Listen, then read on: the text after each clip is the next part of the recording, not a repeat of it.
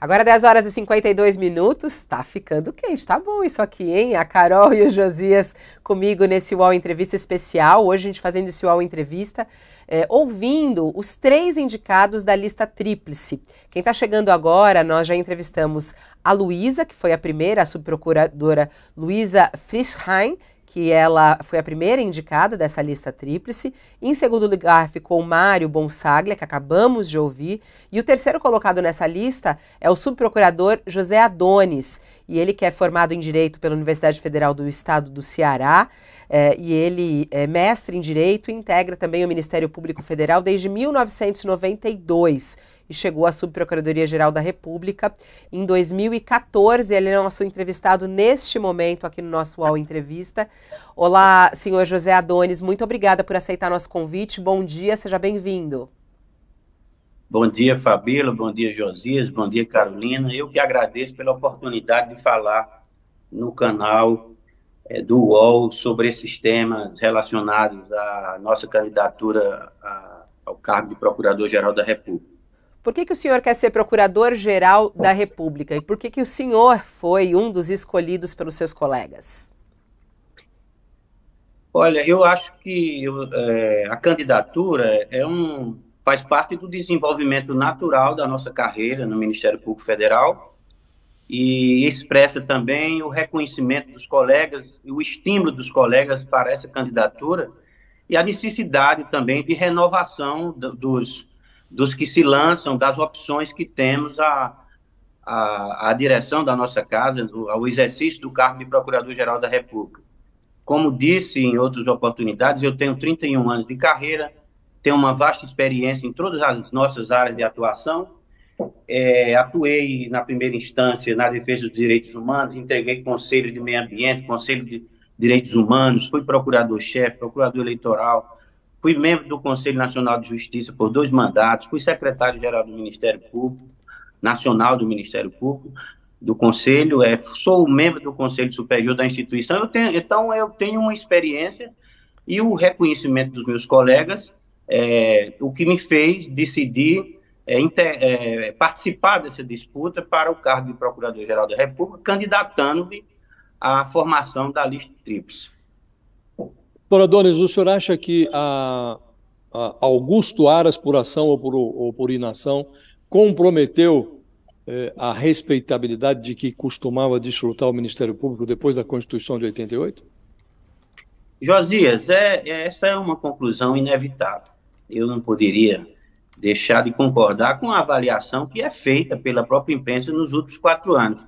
Eu lembro que a própria imprensa divulgou dados que mostravam percentuais altíssimos de alinhamento do Procurador-Geral com posições do presidente da República anterior.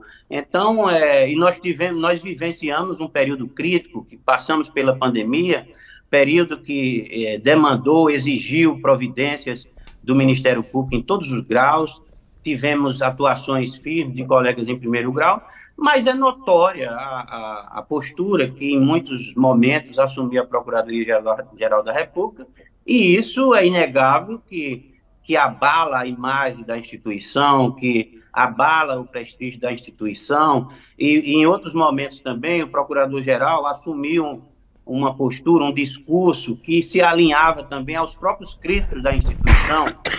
Nós vivenciamos nos últimos anos o Ministério Público ser posto como responsável por diversos momentos ruins, até vincular o Ministério Público a eleições, resultado de eleições, em muitas análises simplórias de todos os movimentos políticos e jurídicos que tivemos nesse período, e o Procurador-Geral da República, inegavelmente, alinhou-se a um discurso crítico contra a própria instituição, contra o trabalho de colegas, o que contribuiu também, é inegável, para um prejuízo, um prejuízo a essa imagem que a instituição sempre teve, ao prestígio que a instituição angariou nos últimos 30 e poucos anos, não só pelo perfil jurídico que a Constituição atribuiu, mas também pela atuação nessas 3 décadas.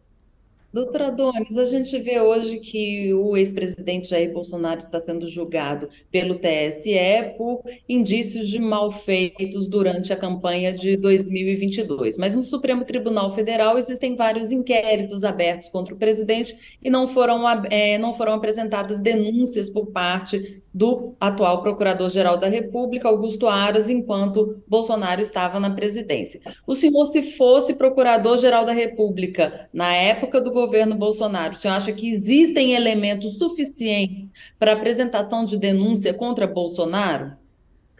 Há um juízo sobre a existência de elementos para oferecimento de denúncia exige uma análise de autos, de provas que eu não tenho condição de fazer nesta oportunidade. Eu faria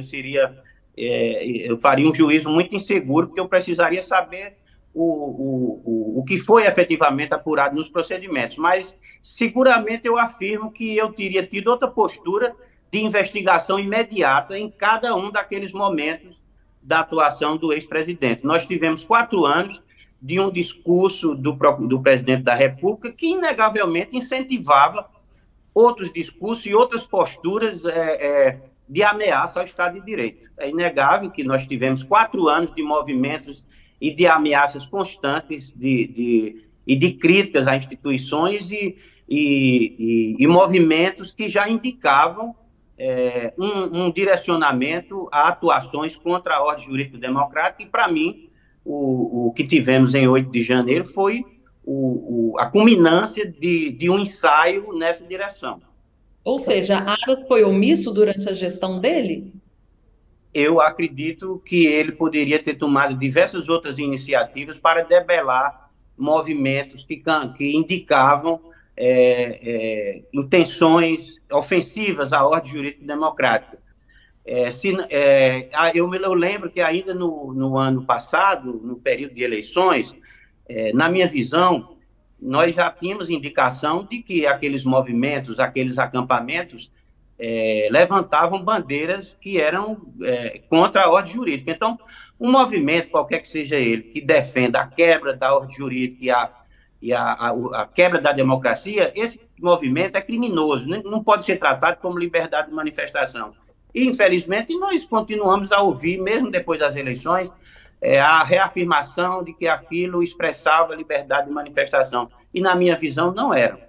Então, já demandavam atuações mais firmes no combate. E eu aproveito para dizer que eu, como membro de Câmara de Coordenação e Revisão, ainda no período da eleição, com outros colegas, fizemos representações a colegas da Procuradoria da República no Distrito Federal, em primeira instância, para que fizessem a abertura de inquéritos policiais contra autoridades, inclusive, mais diretamente, o diretor-geral da Polícia Rodoviária, que, na nossa visão, já naquele momento, tinha atuado de forma a comprometer a liberdade de eleitores.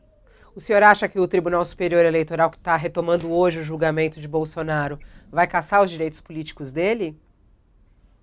Bom, é difícil fazer um prognóstico de resultado, mas não é possível negar que a atuação do presidente da República, do ponto de vista da caracterização de abuso de poder, é perfeitamente factível essa caracterização, e, por conseguinte, tendo como consequência a inelegibilidade. Doutora Donis, a formulação da lista tríplice, a eleição, é conduzida por uma entidade corporativa, a Associação Nacional dos Procuradores. O Conselho Nacional do Ministério Público aprova aumentos salariais, algumas vezes reajustes capazes de fazer inveja até a sindicatos de trabalhadores dos mais ativos.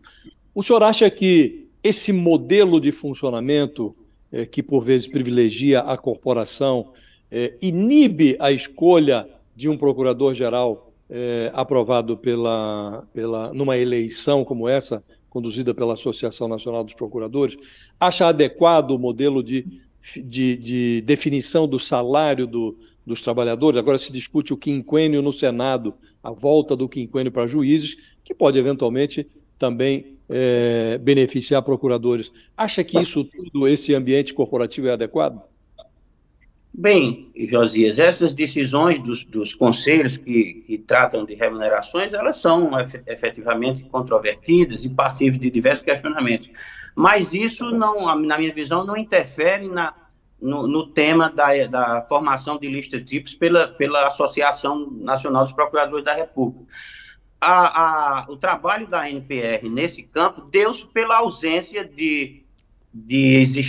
ausência de uma previsão normativa para a escolha do Procurador-Geral da República, por esse instrumento democrático, na minha visão, republicano, na medida em que permite que nos apresentamos como estamos fazendo agora, e já tivemos várias oportunidades de dizer e ouvir especialistas também, mostrando que na época da Constituinte não se definiu a escolha do PGR por lista, porque também o PGR naquele momento histórico era também o advogado-geral da União, ou seja, um ministro do Executivo.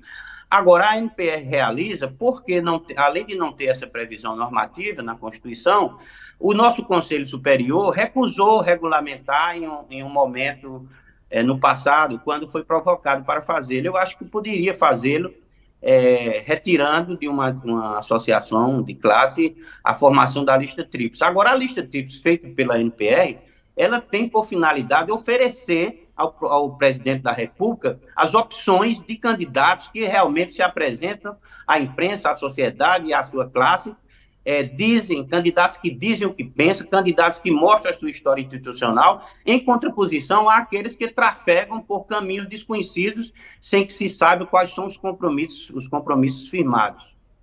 Doutor Adonis, a gente vê que antes da era Lula, antes do primeiro mandato de Lula, né, ainda no governo de Fernando Henrique Cardoso, quando Geraldo Brindeiro era o Procurador-Geral da República, ele sim, né, tinha essa fama de engavetador-geral da República, não apresentava denúncias contra malfeitos no governo de Fernando Henrique. Depois começou a era Lula em 2003 e começou-se a seguir a indicação da lista tríplice. Então, nos dois primeiros governos Lula e também nos governos Dilma, né, de 2003 a 2017, foi seguida ali a indicação da lista tríplice. Depois disso, rompeu-se com essa indicação. E nesse período, Lula e Dilma foi justamente a era mensalão, a era Lava Jato, a era de muitas denúncias no Supremo. Existe até uma crítica de que eram denúncias demais. E depois seguiu-se aquele ritmo mais lento observado lá na era Brindeiro. O senhor acha que a escolha de um candidato da lista tríplice está diretamente ligada à atuação mais acirrada do Ministério Público ou isso foi mera coincidência?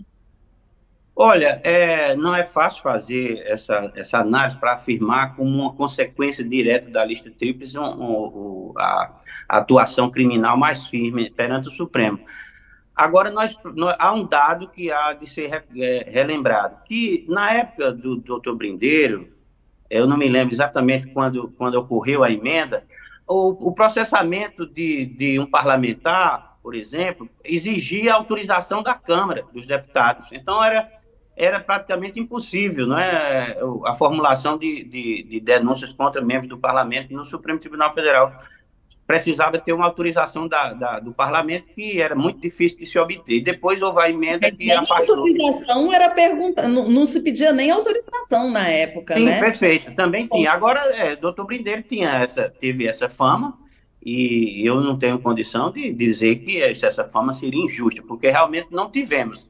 Não tivemos, e o Supremo Tribunal Federal, além de as denúncias serem escassas naquela época, as que ali foram ajuizadas tiveram desfechos até surpreendentes, como foi o processo contra o ex-presidente Fernando Collor de Mello. A gente está... Desculpa, mas a denúncia contra o Fernando Collor foi feita por Aristides Junqueira, né? Foi antes ainda da era Brindeiro. A gente está falando da era Lula para frente, entre Lula e Dilma, que respeitou-se a lista tríplice e foi um momento mais aguerrido, digamos assim, do Ministério Público Federal. Então, não existe uma ligação entre a lista tríplice e o tipo de atuação do Procurador-Geral da República? Com certeza, a lista tríplice permite a escolha de um procurador que revele o que ele pensa, e isso lhe obriga a um compromisso com a ordem jurídica, com a Constituição. Como eu disse, a lista tríplice é um instrumento democrático, republicano, porque nós nos apresentamos e nos comprometemos com a Carta Constitucional, com o papel institucional do Procurador-Geral da República perante o Supremo Tribunal Federal. Nós não temos compromisso outros que não esse, diversamente daqueles que trabalham fora da lista tríplice, por isso que eu digo que a lista tríplice é uma opção a mais ao presidente da República, porque nós não sabemos quais compromissos assumem aqueles que não se apresentam à carreira, que não se apresentam à sociedade, que não se apresentam à imprensa. E, efetivamente, a lista tríplice corresponde exatamente a esse período em que o Ministério Público mais apresentou denúncias perante o Supremo Tribunal Federal. Uma das últimas decisões de Augusto Aras que teve algumas críticas por parte de alguns políticos foi a decisão dele de barrar o inquérito civil de improbidade administrativa conduzido pela primeira instância do Ministério Público Federal de Alagoas para apurar o caso envolvendo o entorno de Arthur Lira. Ele acertou em barrar essas investigações? Como é que o senhor analisou isso?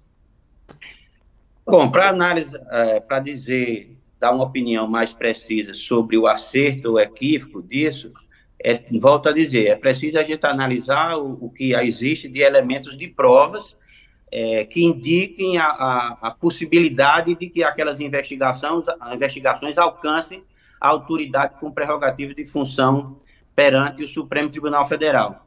De modo que o comum nessas hipóteses é que o juiz da causa, em primeiro grau, ou o procurador, o Ministério Público atuando em primeiro grau, quando vislumbra a possibilidade de que a investigação possa alcançar autoridades conforme no Supremo, que ela, a própria autoridade de primeiro grau, remeta. Agora, eu não tenho dados da investigação para fazer um juízo do acerto dessa provocação do Supremo para retirar de primeiro grau o processo, a investigação que ali tinha curso. O normal, volto a dizer, é que o caminho seja o inverso, né? A autoridade de primeira instância, vislumbrando essa possibilidade, encaminha os autos à instância superior, porque cabe à instância superior dizer de quem é a competência. Doutor Adonis, o seu ex-colega Deltan Dallagnol aproveitou-se da popularidade, da visibilidade que adquiriu durante a Lava Jato para abraçar uma carreira política que agora foi prematuramente interrompida pelo TSE. Acha que foi um movimento reprovável ou acha natural que um procurador aproveite a visibilidade adquirida no cargo para conquistar posições políticas? Josias, acho que já um dos colegas já disseram aqui que as carreiras do Ministério Público e da Magistratura Judicial, elas têm as maiores restrições em termos de ocupação de outros cargos fora da carreira e especialmente do ponto de vista da carreira política, enquanto outras instituições, outros membros saem, se candidatam e voltam e ficam nesse trânsito sem qualquer restrição. Eu acho que as restrições para nós, elas são respeitáveis, são corretas, porque por conta da independência que devem ter esses membros do Judiciário e do Ministério Público no exercício. Agora, a motivação do procurador Deltan, pelo que ele já enfrentava na carreira, depois desses processos todos, eu não tenho condição de avaliar, mas não há dúvida de que esse tipo de iniciativa de deixar a carreira para a atividade política, depois de casos dessa magnitude, como foram esses que o antigo colega aqui mencionado trabalhou, como também o ex-juiz Moro, essas iniciativas abalam a credibilidade do próprio trabalho antes realizado e causam prejuízos, como vimos nos processos, nos desfechos que tivemos posteriormente. Doutora Adonis, a gente está chegando aqui na nossa reta final da entrevista e assim como a gente fez com os outros candidatos da lista tríplice, os indicados, na verdade, né, os candidatos à PGR, a gente vai fazer aqui o nosso pinga-fogo, que a gente chama. Eu peço que o senhor responda sim ou não, contra ou a favor desses temas, para a gente saber um pouquinho do seu pensamento. O 8 de janeiro foi uma tentativa de golpe no Brasil? Foi, como disse antes, foi o desfecho de um ensaio que vinha sendo realizado nos últimos anos. A força-tarefa da Lava Jato cometeu excessos? cometeu equívocos, sim, diversos. Não há processos perfeitos, mas é perfeitamente viável que identificamos diversas posições equivocadas dos colegas que trabalharam no cargo. A prisão de Lula foi um erro da justiça? A prisão de Lula, é preciso compreender o que era vigente em termos de compreensão naquele momento. Naquele momento, a prisão decorria de uma sentença condenatória confirmada em segundo grau. Então, ela estava compatível com a decisão do Supremo, na interpretação que dava o Supremo na época. Agora, talvez outro erro em relação ao presidente atual tenha sido a condução coercitiva, né, daquele que aconteceu naquele período. Contra ou a favor o marco temporal para a demarcação das terras indígenas? Sou contra o marco temporal, tenho trabalhos escritos sobre isso, mencionados em jurisprudência do Tribunal Regional Federal da Primeira Região, sobre o tema do indigenato, que tive ocasião de... Trabalhei com esse tema e tive ocasião de escrever. Sou contra o marco temporal. Contra ou a favor o foro privilegiado? Eu sou a favor da restrição, eu sou contra a amplitude que ainda temos. Apesar da questão de ordem no Supremo, que deu uma interpretação mais compatível com o princípio republicano, ainda casuisticamente essa orientação não vem sendo seguida, né? Em diversos casos há muita dúvida sobre situações que, na meu ver, poderiam estar na primeira instância e continuam no Supremo Tribunal Federal ou Superior Tribunal de Justiça, mas a favor da restrição. E a prisão em segunda instância, contra ou a favor? A prisão em segunda instância, eu sou a favor de uma possibilidade, e essa é uma das hipóteses, de um cumprimento das decisões condenatórias no campo penal, porque, como sabemos, os processos no Brasil são intermináveis. Eu já tive a ocasião de deparar casos de condenações por homicídio, de feminicídio, praticados há mais de 20 anos, que os autores continuavam até pouco tempo sem cumprir as penas, porque sempre tem um habeas corpus pendente no STJ ou no Supremo Tribunal Federal. Nós temos, ao mesmo tempo que o Legislativo edita normas restritivas do acesso aos tribunais superiores por recursos extraordinários, recursos especiais, os tribunais são muito benevolentes no conhecimento de habeas corpus, e sempre os réus de homicídios graves tentam novas oportunidades de suspender a execução de suas penas e muitas vezes conseguem. Então, nós não podemos conviver com um sistema que tem um processo interminável. No Brasil, é muito difícil tratar concretamente do exaurimento de um processo criminal. Senhor Adonis, um defeito e uma qualidade sua?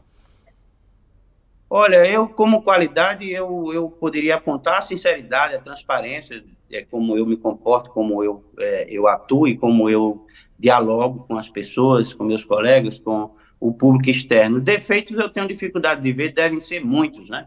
Até mesmo a sinceridade, em muitas ocasiões, quando ela é excessiva ou inadequada para a circunstância, elas são tidas como defeitos. Eu tenho dificuldade, deve ser muitos defeitos. Muito obrigada pela sua participação ao vivo aqui e até uma próxima oportunidade. Eu que agradeço a oportunidade. Obrigada, Josias, também pela sua participação. Deu para a gente entender um pouquinho aqui o pensamento de cada um deles, interessante. Eles até foram bem semelhantes nos seus pensamentos, né, Josias? É verdade, foram muito transparentes, em primeiro lugar, né? E mostra que, de fato, esse processo de escolha ele é mais transparente do que o processo em que o presidente pinça do bolso do colete um nome da sua predileção, sem que esse nome tenha passado por esse tipo de escrutínio que estamos nós a realizar aqui com os 3 candidatos da ANPR, né? Foram muito transparentes. Seria interessante se o presidente escolhesse um dos 3, porque eles pelo menos levaram as suas opiniões à vitrine. Então são mais previsíveis do que uma surpresa que o presidente escolha aí do nada. E os 3, né, fazendo fortes críticas ao atual procurador, né, Carol? Você que acompanha muito de perto a atuação de Augusto Aras, impressionante como ele é alvo de críticas pelo próprio Ministério Público, né?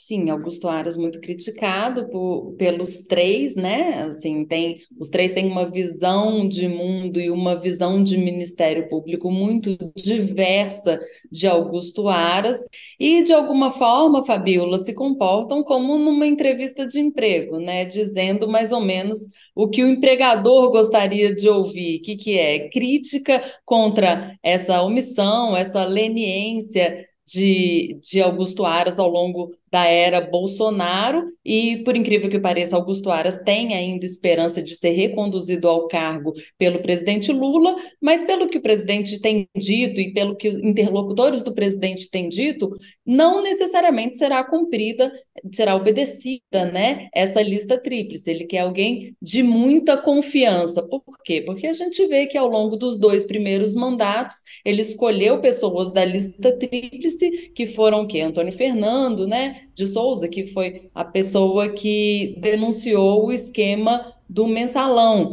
Então, muito provavelmente, esse excesso de independência que talvez a lista tríplice provoque, nas nomeações, muito provavelmente isso vai ser evitado nesse terceiro mandato de Lula. O que não é inconstitucional, porque a gente vê que a Constituição não prevê lista tríplice, né? Então é de fato um cargo de confiança. Se é certo ou errado, o Congresso Nacional que edite uma PEC em relação a isso, né? Que baixe uma PEC para mudar essa E o condição, essa próprio Lula forma avisou, de... né? O próprio Lula avisou, chamou bastante atenção a resposta dele, foi até no Jornal Nacional, quando foi perguntado sobre isso, a lista, e ele falou que ele não teria obrigação de seguir, né? Não se responsabiliza, não disse que seguiria e nem que não seguiria, né? Então tá em aberto. Bom, é para setembro, né? O prazo, essa indicação, Augusto Aras sai em setembro. Esse processo tem que rolar até setembro, é isso, Carol? É isso, até setembro ele precisa escolher alguém, e de acordo com fontes próximas de Lula, ele não está nem pensando nisso. Primeiro, ele está pensando na sucessão do Supremo, porque em setembro também ele vai precisar indicar alguém para o lugar de Rosa Weber. Então, em termos de judiciário, a prioridade agora é o Supremo Tribunal Federal, não é Procuradoria-Geral da República. Tá certo. Muito obrigada pela participação de vocês aqui. Um beijo, Carol. Até a próxima. Beijo, Fabíola, beijo, Josias, e muito obrigada a todos que nos assistiram até aqui. Tchau, Josias. Até amanhã. Tchau, tchau. Até amanhã. Um beijo para vocês duas e um agradecimento especial a quem nos concedeu as entrevistas e a quem nos acompanhou. Isso mesmo. Agradecemos também. Bom, e assim vamos terminando o nosso UOL Entrevista de hoje. Muito interessante a gente ter aqui um pouco do pensamento desses três subprocuradores, né, que estão concorrendo, vamos colocar assim, a essa vaga de Procurador-Geral da República. Voltamos daqui a pouquinho. Ao meio-dia tem o UOL News para você, ao meio-dia. Eu te espero, eu e Leonardo Sakamoto te esperamos com um resumão de tudo que aconteceu nessa manhã, muita coisa. Tem a retomada do julgamento de Bolsonaro, tem CPI do 8 de janeiro rolando neste momento. Teve também a live de Lula hoje mais cedo, tudo isso ao meio-dia. Eu te espero para o nosso UOL News do meio-dia. Até lá.